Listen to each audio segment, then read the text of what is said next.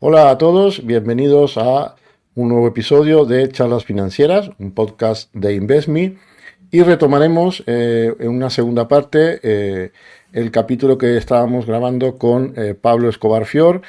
En la primera parte, si lo habéis escuchado, lo habéis visto en el canal de YouTube, pues Pablo nos ha hecho un resumen, evidentemente, porque es muy difícil condensarlo todo, pero un buen resumen de la historia del dinero, que es importante para pues, entender por qué estamos hoy como estamos y cómo muchos de los patrones que hoy vemos al final a lo largo de la historia siempre se han mantenido o como comentó Pablo, pues han rimado un poco con lo que hay en la actualidad. Y en esta segunda parte, pues hablaremos ya de la actualidad y de aquí en adelante y un problema que también Pablo en su canal de LinkedIn, como divulgador de temas de finanzas personales y de temas económicos, menciona mucho, que es todo el tema del demográfico, ¿no? O esta problema bueno, o situación que tenemos acerca de la demografía, no solamente en España, sino que en muchas partes del mundo. Así que doy la bienvenida nuevamente a Pablo. ¿Qué tal? Muy bien, muchísimas gracias de estar aquí. Y como bien indicaba, sí, más que un problema, quizás podemos denominarlo y se suele denominar un reto, ¿vale? Que no deja de ser, en algunos aspectos, problemático de resolver, ¿no? Pero sí, Claro, tal vez no hay una fórmula correcta o no se ha encontrado. Es muy complicado, ¿no? Encontrar la fórmula correcta. no existe una solución como tal y ahora podemos hablar de esto, pero a nivel introductorio podríamos decir, mira, cuando pues tampoco tan solo pues, 4 o 5 décadas atrás, o menos también, el problema era, o las ideas que recibíamos, mensajes, estaba ligado con la superpoblación, ¿no? Y hoy en día es todo lo contrario, todo lo contrario. Y en mi opinión es el reto más importante que nos estamos enfrentando a nivel de sociedad global. Existen otros, la tecnología, pues impactará y muchísimo e impacta, el climático, pero como el demográfico es que te pones a pensar y sus efectos son en todo sentido, ¿no? ¿Qué es lo que está sucediendo hoy? Para resumirlo, en el mundo a nivel global estamos en una tasa de reemplazo, se dice, de nacimientos, el 2,2, que es muy cercano al 2,1, y ahora explicamos qué significa esto que puedo escuchar o leer y demás, donde más de 2/3 de la población, de los que vivimos en países como España, fundamentalmente países desarrollados, pero no solo en ese sentido, nos encontramos con niveles de reemplazo menores a el mínimo necesario para que la población se mantenga estable en número. Vamos con un ejemplo para intentar explicarlo y ver qué esto significa, y después, si quieres, profundizamos en algún tema específico o lo que fuese. Supongamos que tenemos una población, un país X de 1 millón de personas, y vamos a suponer de que pues se dividen igual, aunque la realidad es que suele haber siempre más, o 1,05 niños con relación a niñas y demás. Vamos a suponer que son 500 y 500.000. Si la tasa o sea, si los nacimientos son menores a 2, lo que sucede, vamos a pensar de que es de 1. Claro, cuando hablamos de 1 millón, hablamos de 500.000 parejas, o sea, 500.000 potenciales futuras madres, ¿no? Si van a tener 1, pues a la siguiente generación son 250.000, que habrá, y en el ejercicio simple que estamos haciendo, 125.000, 125.000. Pues hacer eso mismo durante unas pocas más generaciones y lo que eso significa. Y esto, que parece que es el interés compuesto opuesto para ligarnos con finanzas, pasa en muchos países, España incluida. Es una realidad, ¿no? Y ahí hay factores culturales, sociales, económicos. Muchas veces, se le echa la culpa, no, es que pues, es difícil, que estoy de acuerdo, no poder tener un hijo, planificar con el coste de la vivienda, esto. Claro, pero piensa de que en las últimas décadas, y este proceso se inicia en diferentes partes del mundo, pero aquí en Europa y específicamente en España, hablamos a partir de mediados de los 70, donde empieza a haber una caída en el número de nacimientos más que significativo. En números, pues el punto más alto se alcanza sobre el 1975-76, con 670.000 nacimientos. Hoy estamos en 310.000, 315.000 nacimientos. Pensar lo que eso significa y donde la población se ha incrementado, que era un poco lo que intentaba explicar con el ejemplo del millón, porque ya no es en temas nominales, no son los 670.000 de esa época, no son lo mismo que los 300, porque la población no es exactamente igual, sino que se ha incrementado.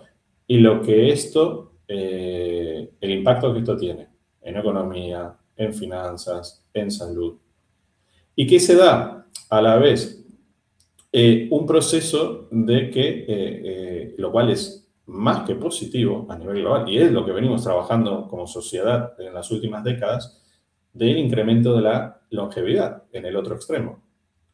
Con lo cual, ¿qué sucede? Pues empiezan los diferentes países a tener poblaciones, diríamos, que se las conoce como más envejecidas y con poca natalidad. Lo cual, la idea de la pirámide demográfica como tal desaparece, ¿no? O sea que no, yo en broma, pues siguiendo la analogía griega, pues ya hablo más de sarcófago porque tengo más, o sea, las proporciones y empiezas a tener, como es el caso de España, pues proyecciones a corto plazo con más del 30% de la población de mayores de 55 años y las bases empiezan a ser estrechas, ¿no?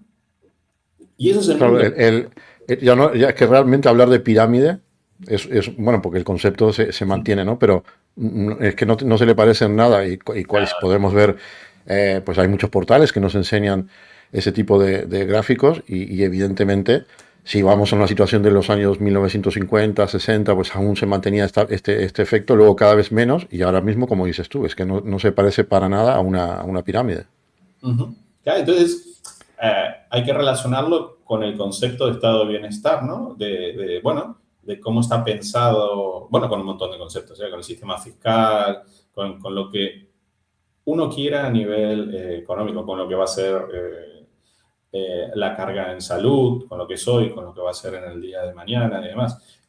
Es global, o sea, no es solo específicamente de España. Sí es verdad de que Europa, diríamos, a nivel de continente y algunos países en particular, como sea el caso de Italia, que por cierto, y seguramente después hablaremos hasta con la propia inmigración, la población ya decae en número.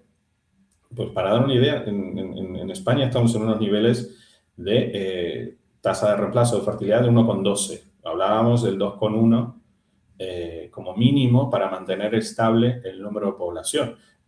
Uno analiza la población, las personas nacidas en España, y se van 7, 8 años de crecimiento vegetativo negativo. ¿Esto qué significa? Pues que hay más españoles que están falleciendo que los que nacen, ¿vale? Y esto se va cubriendo en las últimas 2 décadas vía inmigración, que es una de las posibles soluciones. Solución única, como tú indicabas, no existe más allá de que se incremente la natalidad. Entonces, Claro. lo que hay que hacer es cómo te adaptas a este nuevo mundo. Y, Entonces, y hay esta paradoja que se plantea, ¿no? Que es que el progreso económico, ¿no? Una mejor calidad de vida, precisamente ha traído como consecuencia directa esta decisión de tener cada vez menos hijos, ¿no? Es decir, también es un poco paradójico en ese sentido. Y de hecho, Pablo, y ahora sí que nos explicarás algo más, es decir, ha transformado lo que sería el concepto de familia, ¿no? Eh, yo a veces lo comento aquí en casa, hace muchos años atrás no parábamos de ver anuncios de pañales, ¿no? ¿De acuerdo? Es decir, las marcas más conocidas, pues era permanentemente anuncios de pañales. Yo ahora no recuerdo, es verdad que ahora ha cambiado un poco todo el sistema de cómo vemos contenidos y tal, ¿no? Pero no recuerdo ahora ver muchos anuncios de pañales y sí que lo que recuerdo, o sea, lo que tengo ahora en memoria permanentemente a cada rato es ver anuncios de alimentos para mascotas, por ejemplo, ¿no? bueno. Entonces, digamos, cómo nos dirigimos a una sociedad en donde prácticamente estaremos como personas solitarias con una mascota. Sí, estamos viviendo unas transformaciones, por eso decía que no es solo económico, ¿no? En lo que es económico sí existe lo que tú bien indicas. Los países desarrollados ya es un clásico, diríamos, pero de hecho, donde la tasa de reemplazo supera la mínima, se da fundamentalmente en África subsahariana, es donde todavía se mantienen ciertos niveles más parecidos a los que tenía Europa hace tan solo unas décadas atrás, ¿no? Entonces, todo esto es consecuencia ¿no? De una serie, de un cúmulo de factores que interaccionan entre sí y de cambios sociales propios, globales, vuelvo a repetir, donde sí, pues tú empiezas a ver y el número de parejas decae pues año tras año. ¿Eso qué significa? Las relaciones son diferentes. Existen otros modelos hoy de entender la familia. Y esto afecta o tiene impacto, mejor dicho, en diferentes cuestiones, como ser, por ejemplo, la vivienda, en todo, ¿no? Porque entendemos y nos queremos relacionar de otra forma a lo que lo hacíamos en el pasado. Y bueno, pues y a eso es lo que hay que adaptarse. Para eso hay que adaptar también medidas desde diferentes ámbitos, así como hablamos de un reto y a veces se puede relacionar, bueno, ¿y cómo hacemos para superar esto? Pues se abren un montón de oportunidades, ¿eh? Que- pero hay que hacer el clic de que va a ser, o es, mejor dicho, otra sociedad global, porque quien no está va en fase de estar. Esto es, por ejemplo, vamos a los países más poblados. Entre China e India, pues hablamos casi un tercio de la población mundial, que se dice poco. China hace 3 años que decrece a nivel de poblaciones. Son países que no son, o es un país, mejor dicho, que no es muy abierto al factor inmigración, pues con lo cual ya lo está viendo y está impactando en su propio crecimiento económico. Y están preocupadísimos porque es paradójico que hace unas décadas atrás, pues ha impuesto lo de, diríamos, el hijo único. Corea ha pasado por lo mismo y hoy en día es el país con menor número de la tasa de natalidad que comentábamos antes. Está en 0,70, 0,70 y poco, ha crecido un poco el último año. Y China exactamente igual. Y las proyecciones que uno puede ver y que puedes encontrar en cualquier portal y demás, dices, uff, ¿esto cómo se va a hacer de aquí a unas décadas? Seguramente será diferente porque nadie tampoco, a mí las proyecciones 2100 que puedes ver de las Naciones Unidas, diferentes organismos y demás, Fondo Monetario, X, pues bueno, sí, pero hey, 70 años atrás tampoco nadie estaba diciendo que el mundo iba a ser como es hoy, en este sentido, ¿no? Entonces pueden pasar muchísimas cosas. Pero también hay que considerar que lo demográfico, ya sabemos lo que va a suceder de aquí a las próximas décadas, con más o menos margen de error, pero es mínimo, ¿no? Y las próximas décadas, al menos, pues serán de un mundo diferente al que conocimos o hasta ahora, y lo estamos viendo. Y son Claro, procesos. y además se viene bueno, la tecnología que no para de avanzar, evidentemente, y que nadie es capaz de predecir. Bueno, ya no solo 50 años, es que tal vez dentro de 10 o 15 años sea tan diferente, pueda ser tan diferente, o en muchos aspectos tan diferente a lo que es ahora, que es algo con lo que ahora no contábamos y que aparecerá en el futuro. Seguramente, y será un aporte valiosísimo en muchas cuestiones. Economía, por ejemplo, hey, productividad. Vale, dices, bueno, ¿cómo crece la economía de un país? Pues vamos a ir también simplificándolo mucho, ¿no? Pero dices, bueno, pues se incrementa el número de horas trabajadas o pues con el mismo tiempo, pues produzco más, ¿no? Y claro, tú dices, bueno, pues número de horas trabajadas. ¿Y cómo hago si con una población que va decreciendo?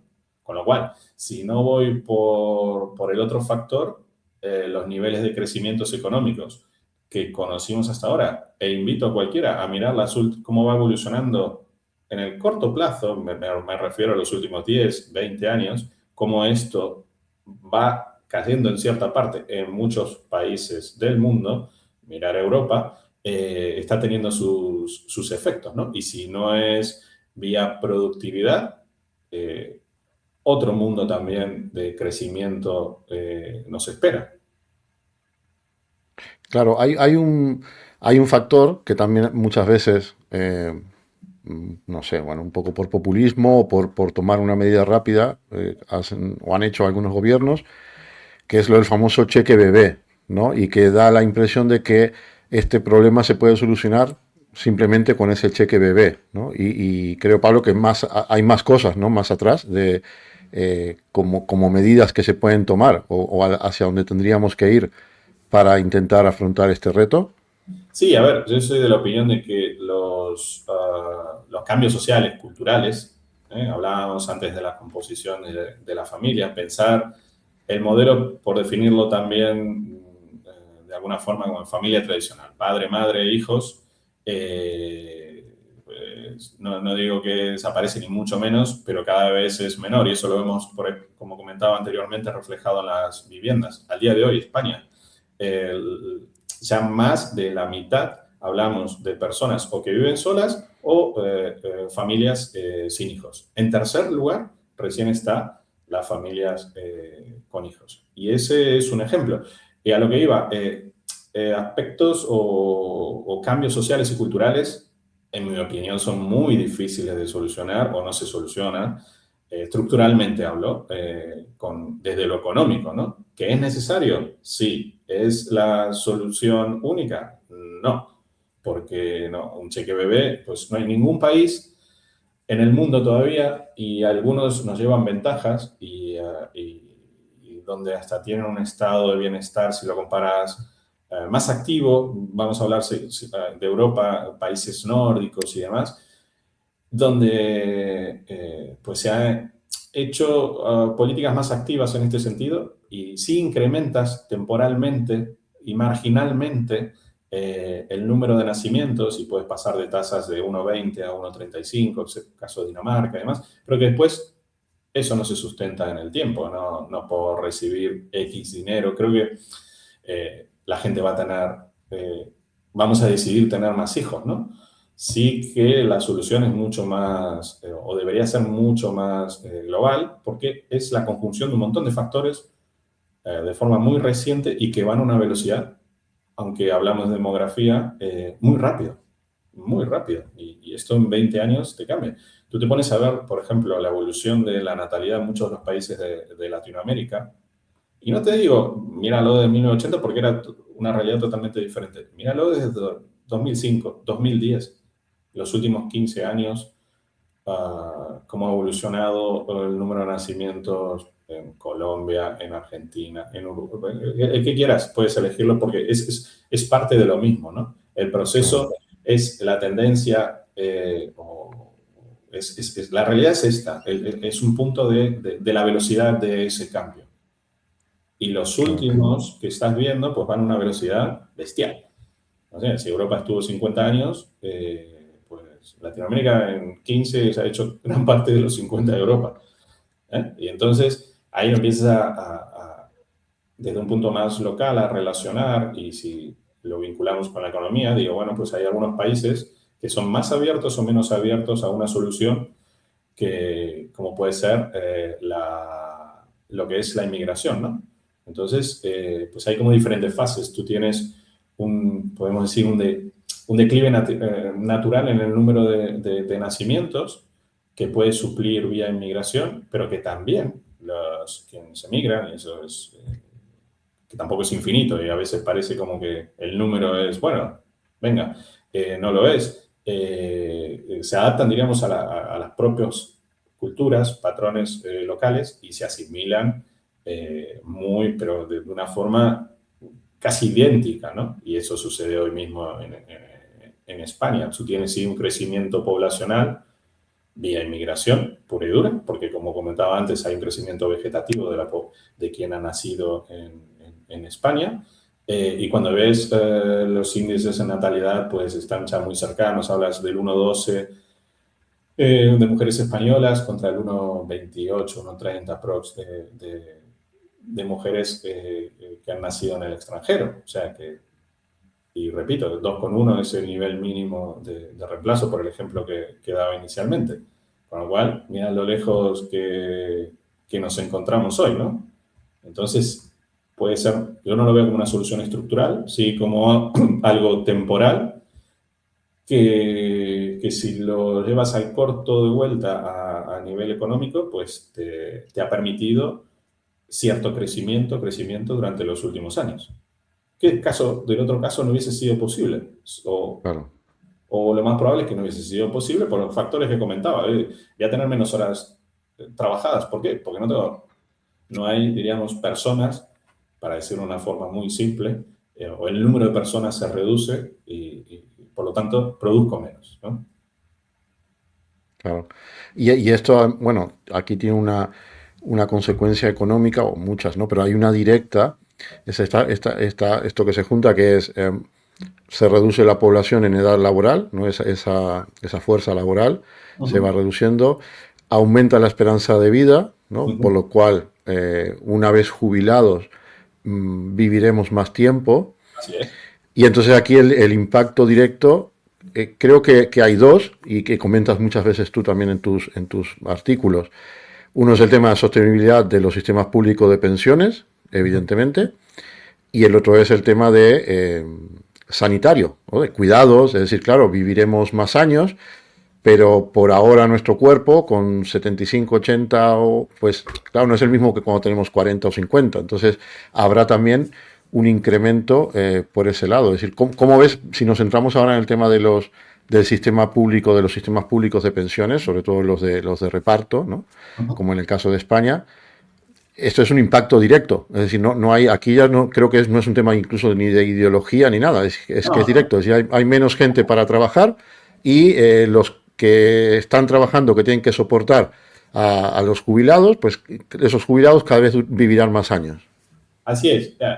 En mi opinión va mucho más, a ver, si bien como tú bien indicas, se lo relaciona con las pensiones es algo más, no es todo. O sea, está el sistema propio de lo que podemos denominar salud y fundamentalmente dependencia. Y pensar dependencia, vamos a hacer razonamientos y ligar con el concepto de familia. Cada vez tenemos menos hijos, ¿no? Pues ¿quién nos va a cuidar? ¿No? ¿Por qué? Porque estamos pasando de una estructura de décadas atrás de familias, de concepto más horizontal, ¿no? Tengo tantos hijos, que a veces no tienen tantos hijos y hijos, y ahora es puramente vertical. ¿No? Tengo un hijo que tal vez no tiene hijos, o si tiene mucho tiene un hijo, y ese hijo tendrá un primo, y ahí vamos, y ahí eso es lo que soy, ¿no? Y la vida, la extensión de la vida, que repito, es algo excelente a nivel de sociedad, que ahora hay que trabajar mucho en lo que es el gran reto, está, bueno, como mencionabas, en la calidad de vida de esa extensión en el tiempo, pero sí requiere recursos y la proporción, diríamos, bueno, cualquiera puede ver de las proyecciones, si la relaciona, por ejemplo, con una medida fácil de vinculación con lo que es hoy el PIB, o sea, el total, diríamos, de lo que es salud, dependencia y pensiones, lo que representa y lo que puede llegar a representar, que de alguna forma tienes que financiar. O sea, y dependencia, Aumento de deuda pública.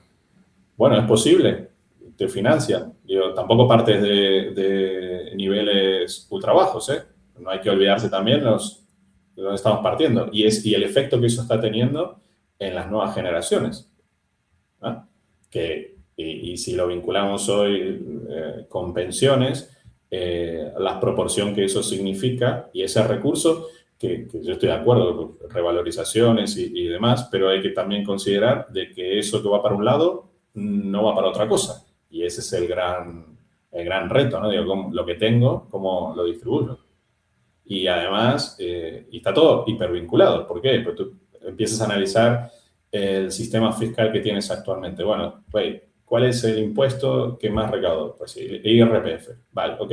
Tengo el reto tecnológico, tengo menos gente. Digo, está pensado en un modelo industrial que no es igual al de ahora, ¿no? A la actualidad. Digo, y esto a futuro, más allá de que se incremente en la parte alta lo que hablábamos, la población, y eso significa más gasto barra inversión en salud preventiva, dependencia y pensiones, pues si tengo menos número de trabajadores, ya sea por la propia tendencia natural de nacimientos, como por que el reemplazo de la tecnología, que no sé cómo terminará durante las próximas décadas, que sea, pues, de dónde voy a sacar lo que hoy tengo desde el Estado como ingresos públicos para afrontar ese mayor gasto. Cambia también las personas, las inversiones, el consumo. No es lo mismo lo que puede consumir mi padre con 85 que lo que consumo, ¿no? O sea, no es lo mismo el concepto de ahorro, de inversión que puede tener por ahí que el que pueden tener las otras personas, ¿no? Y ese efecto está remodelando, digamos, cambiando diferentes parámetros de la sociedad. En mi opinión, impacta en todo o en casi todo. Bueno, pues sin duda un gran reto que tenemos. Hablábamos en la primera parte de esta charla de toda la historia del dinero, hablamos en esta segunda parte de la actualidad y de los retos futuros.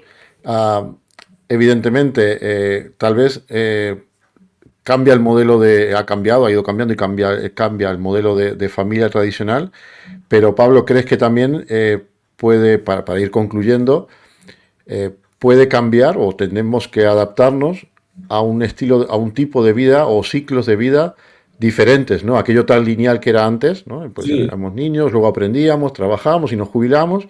Tal vez también este concepto tenga que ir cambiando. sí, sí, en la vida de tres etapas, como esto de que, bueno, pues la primera, vamos a decir, por poner algunos parámetros, 25 años, bueno, me dedico a estudiar. Después, hasta los 60, bueno, ahora 67, pues trabajaba. Y después lo que me sobraba, como jubilado pensionista, pues disfrutaba, o algunos asemejan a disfrutar de la vida, ¿vale? Pues eso cambia, se ha cambiado. Y ahora, desde lo individual, creo que debemos de cambiar, no debemos esperar nada. Conceptos como, y más con lo que hablábamos de cambios tecnológicos, ¿no? De ir actualizándose, ir cambiando, intercambiar, y eso sí tiene que modificarse, las relaciones contractuales de trabajo. ¿Por qué una persona, pues no sé, un investigador o hay diferentes, y habrá que ver por profesiones, y cambia Claro. radicalmente, ¿por qué no puede seguir? Para el sistema es doblemente ventajoso, ¿no? Sigue aportando, o ¿por qué no puede haber modelos mixtos? De que estoy, diríamos, como pensionista, pero puedo trabajar, y en ese camino se va, pero no sé si a la velocidad que se necesita para que el impacto después sea menor, ¿no? Pero sí cambia desde lo individual y a nivel de sistema global. Lo cual es un gran reto que hay que saber adaptarse, y quien lo haga para empresas o pues se abren un abanico de oportunidades que hoy no existen, ¿no? O que existen y que no están cubiertas.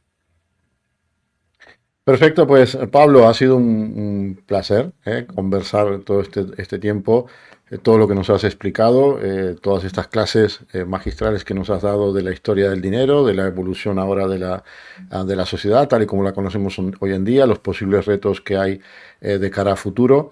Desde InvestMe siempre explicamos que una de las misiones de InvestMe, además de democratizar el acceso a la inversión para muchas personas, la otra pata, digamos, de esta misión de InvestMe es aumentar la cultura financiera, y entonces para eso hemos creado ese tipo de contenidos y de iniciativas.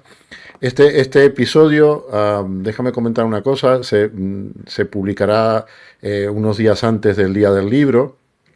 Y entonces tenemos para nuestros oyentes, para aquellas personas que nos están viendo en el canal de YouTube, que nos están escuchando por las plataformas de podcast, avisaros que hay una iniciativa que tenemos que es por parte, por cortesía de Joan Tubao. Joan ha escrito un libro, Fuck Your Money. El título es contundente, ¿no? Entonces, es de la libertad financiera a la libertad personal. Es un libro muy interesante y ha tenido la cortesía de firmarnos 5 ejemplares, y estos ejemplares los haremos un sorteo Entonces, a aquellas personas que ahora nos están viendo o que nos están escuchando, pues que entren en nuestro canal de Instagram, que allí seguramente unos días antes del día del libro explicaremos cómo participar en el sorteo y bueno, pues se pueden llevar un libro que realmente es muy, muy interesante de leer. Pablo, lo dejamos aquí entonces, una vez más, de parte de todo el equipo de InvestMe, de parte mía también. Ha sido una charla y un rato pues muy, muy, muy bueno, muy, muy positivo, en el que hemos aprendido muchas cosas. Te seguiremos en tu canal de LinkedIn. Esperemos, estamos esperando ahí cada semana que nos hagas tus publicaciones. Y yo lo dejo aquí, luego ya tú lo verás más adelante, pero yo casi casi creo que tienes material para un buen libro, ¿eh? No sé qué piensas. Eso. Pues no es mala idea, no es mala idea. Lo voy a tener que pensar para los próximos años. Es una muy buena idea. Y agradecer la posibilidad de hablar unos minutos. Son temas que dan para muchísimo más, pero espero que por lo menos pues pueda generar cierta reflexión a pensar, hey, parar un minuto y ver esto cómo puede impactar a cada una de las personas, sobre todo lo que hablamos sobre el reto demográfico. E ir preparándose, ¿no? Lo mismo también desde el ahorro, que eso da para otros podcasts, y fundamentalmente el salto, diríamos, a la inversión de cada una de las personas. Pues pensar de que vamos a vivir o las probabilidades de vida pues son mucho más extensas en el tiempo y después fuera de lo que es el tema del trabajo podemos estar por más de 30 años y ojalá y hay que financiarlos, ¿eh? Tanto del sector público Exacto, como del individual. O sea que hay que exacto. repensarse las cosas. Y de ahí la importancia de aprender, de informarnos, de educarnos y, bueno, de seguir este tipo de iniciativas, tanto por nuestra parte de InvestMe, pero hay muchas empresas Sí, sí. también privadas que hacen este tipo de iniciativas, muchas instituciones educativas que promueven y están aumentando mucho la cultura financiera. Creo que estamos mejor que hace 20 o 25 años atrás, seguramente, pues habrá que seguir el camino y como tú comentas, la idea es que, bueno, pues si realmente vamos a vivir más años, pues que ese aumento sea no solamente en tiempo, sino que en calidad de vida, como mínimo mantenerla, ¿no? Porque no se trata de vivir muchos años, sino que poder vivir muchos años, pero Eso, razonablemente bien. eso es. Pablo, muchísimas gracias, un saludo y al resto de espectadores y de oyentes, pues si en próximos episodios, pues seguiremos hablando. Pablo, muchas gracias. Gracias, gracias, ¿eh? Hasta luego.